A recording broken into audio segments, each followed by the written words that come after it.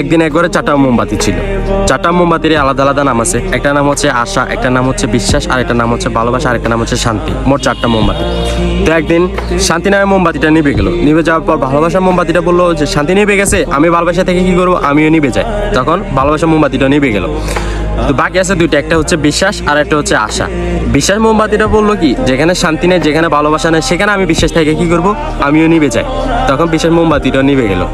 তো ওই মুহূর্তে ওই ঘরে একটা ছেলে আসলো, এসে দেখতেছে যে আমার 4টা মোমবাতির মধ্যে 3টাই নিভে গেছে, আর বাকি আছে একটা। আমার কাছে লাইটারও নাই, ম্যাচ লাইটও নাই, এখন আমি বাকি 3টা মোমবাতি কিভাবে জ্বালাবো।